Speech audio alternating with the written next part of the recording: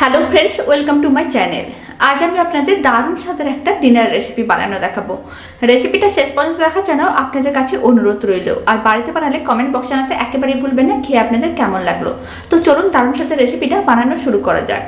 রেসিপিটি বানানোর জন্য প্রথমে আমি এখানে মেজারিং কাপের 1 কাপ সেদ্ধ চানা ডাল নিয়েছি বা ছোলার ডাল নিয়েছি, আর নিয়েছি কিছুটা পরিমাণ পালং শাক। এবার এই পালং শাকগুলোকে খুব ভালো করে ধুয়ে পরিষ্কার করে নিতে হবে। পালং শাকগুলোকে খুব ভালো করে ধুয়ে পরিষ্কার করে নিয়েছি। এখন কিছুটা করে পালং শাক নিয়ে নিচ্ছি আর এইভাবে সরু করে কেটে নিতে হবে।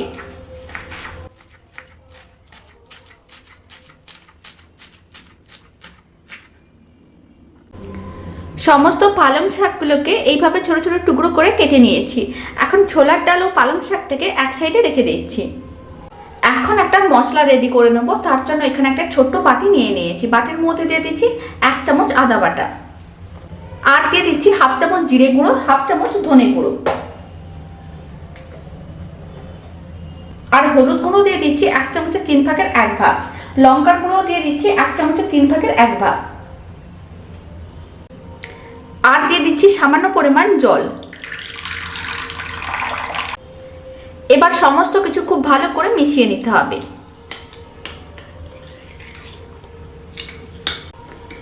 সমস্ত কিছু খুব ভালো করে মেশানো হয়ে গেছে। মশলার মিশ্রণটা কিন্তু একেবারেই রেডি। এখন আমি মশলার মিশ্রণটাকে এক সাইডে রেখে দিচ্ছি। এখন একটা কড়াইকে গ্যাসের উপর বসিয়ে দিয়েছি। কড়াইয়ের মধ্যে দিয়ে দিচ্ছি 2 চামচ সরষের তেল।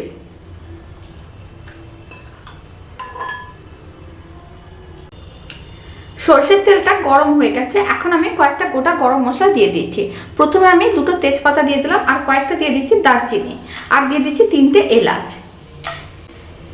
এবার গোটা গরম মশলাগুলোকে 10 সেকেন্ডের মতন ভেজে নিতে হবে।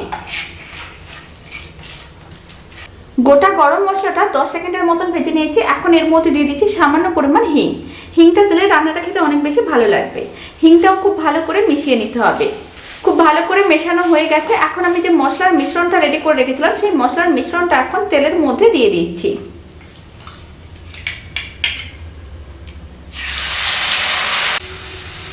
এবার মশলার মিশ্রণটা খুব ভালো করে মিশিয়ে নিচ্ছি, আর এইভাবে মিডিয়াম ফ্লেমে 2 মিনিটের মতন রান্না করব, যতক্ষণ না মশলার মিশ্রণটি থেকে জলটা শুকিয়ে মশলাটা কষানো হচ্ছে।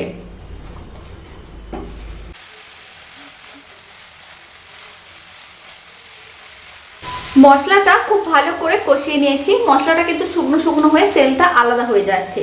এই সময় আমি এর মধ্যে দিয়ে দিচ্ছি ছোট ছোট করে টুকরো করে কেটে রাখা পালং শাক। এবার আমি এর মধ্যে দিয়ে দিচ্ছি স্বাদ অনুযায়ী লবণ। লবণটা কিন্তু খুব ভালো করে মিশিয়ে নিতে হবে, আর লবণ দেওয়ার কারণে পালং শাকগুলো কিন্তু বেশ নরম হয়ে যাবে।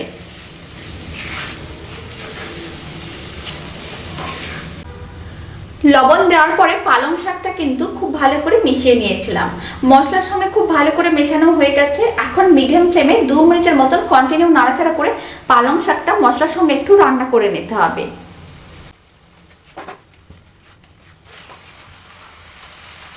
মিডিয়াম ফ্লেমে 2 মিনিটের মতন রান্না করে নিয়েছিলাম। এখন আমি এর মধ্যে দিয়ে দিচ্ছি একটা কুচনো টমেটো, আর দিয়ে দিচ্ছি 4টে কাঁচা লঙ্কা, আর দিয়ে দিচ্ছি সেদ্ধ করে রাখা ছোলার ডাল। আবারও সমস্ত কিছু খুব ভালো করে মিশিয়ে নিতে হবে।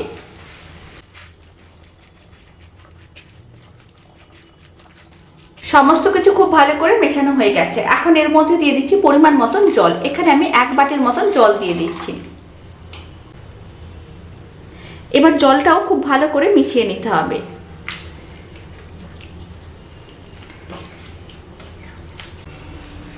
এবার আমি এর মধ্যে দিয়ে দিচ্ছি 1/2 চামচের মতন চিনি। নিরামিষ যে কোনো রান্নাতে অল্প পরিমাণ চিনি দিলে খেতে কিন্তু বেশ ভালো লাগবে। এবার চিনিটাও কিন্তু খুব ভালো করে মিশিয়ে নিতে হবে। চিনিটাও খুব ভালো করে মেশানো হয়ে গেছে। এখন কড়াইয়ের ঢাকনা বন্ধ করে এইভাবে 5 মিনিটের মতন রান্না করে নিতে হবে। 5 মিনিট পরে আমি আপনাদের দেখাচ্ছি।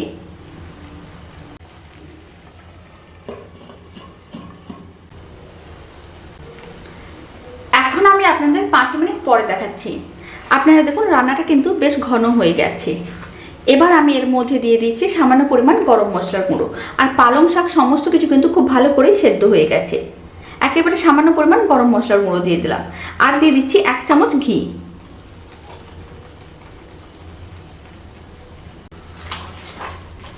এবার ঘি ও গরম মশলাটা খুব ভালো করে মিশিয়ে নিতে হবে।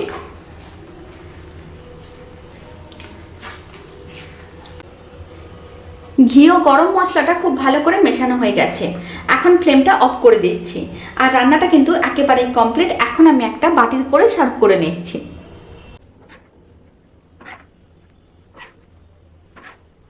এখন একটা ছোট্ট মিক্সিং বোলের মধ্যে রান্নাটা সার্ভ করে নিয়েছি।